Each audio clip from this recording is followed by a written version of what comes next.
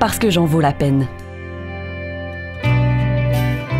Depuis son entrée à l'université, Antoine vit plusieurs changements. Il se questionne sur qui il est et sur ce qu'il veut. Ses relations se transforment, il a de nouvelles responsabilités, il réorganise ses priorités. La période des études universitaires correspond à une étape de vie où l'estime de soi est souvent mise à l'épreuve. Avoir une bonne estime de soi, c'est être fidèle à soi.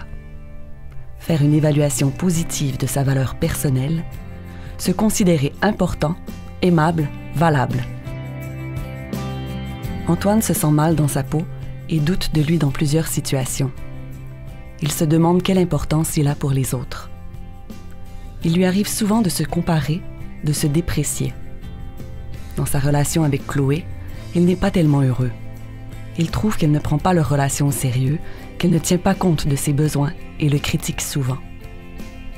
Pour son choix d'études, Antoine a suivi la voie toute tracée par sa famille, sans trop se poser de questions. Il se demande aujourd'hui si ce choix lui convient vraiment. Il n'est pas certain de ses intérêts, de ses talents. Il n'a pas d'objectif professionnel clair. Certaines expériences difficiles, par exemple dans l'enfance, peuvent avoir affecté l'estime d'Antoine. Par contre, celles-ci ne sont pas fixées pour toujours. En fait, les recherches en neurosciences démontrent que le cerveau continue de se transformer tout au long de la vie en fonction des expériences vécues.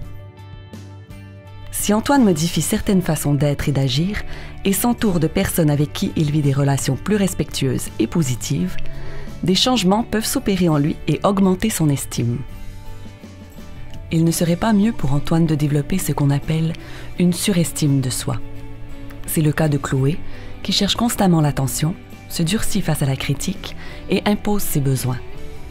Derrière cette façade se cachent des doutes sur sa valeur personnelle, mais elle utilise des moyens différents d'Antoine pour lutter contre ceux-ci.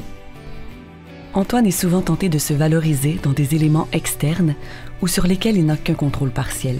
Le regard des autres, son apparence physique, ses performances. Ceci lui procure un certain bien-être, mais il n'est jamais durable. La façon la plus nourrissante d'entretenir son estime viendra de certaines attitudes envers lui-même et autrui. Il doit reconnaître davantage sa valeur en tant que personne et être de plus en plus fidèle à lui-même. Comment s'y prendre? Antoine tient un journal de bord. Premièrement, il porte attention à ce qui se passe en lui pour mieux se connaître. Il identifie ses opinions, ses besoins, ses intérêts, ses émotions et ses valeurs. Deuxièmement, il apprend à s'accepter tel qu'il est et agit en accord avec les différentes facettes de lui-même.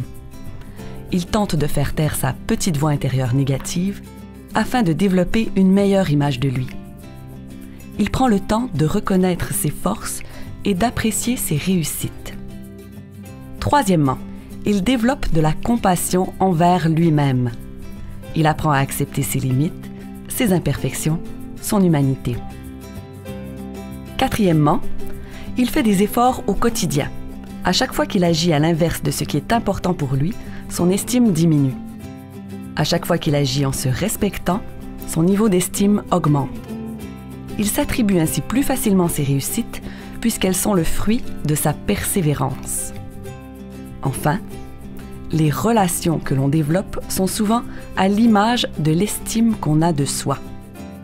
Antoine cherche donc la compagnie de gens qui partagent ses valeurs, le respectent et l'apprécient tel qu'il est. Il peut toujours consulter un professionnel s'il se retrouve devant une impasse.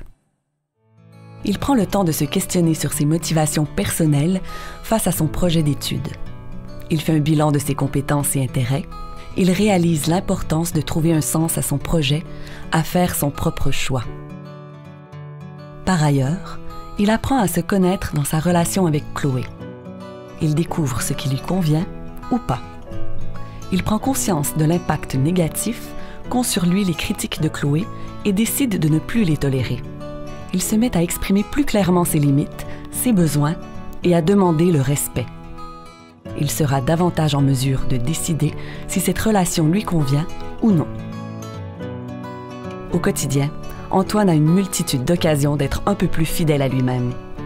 Peu à peu, son estime de lui augmente. Après tout, il en vaut la peine.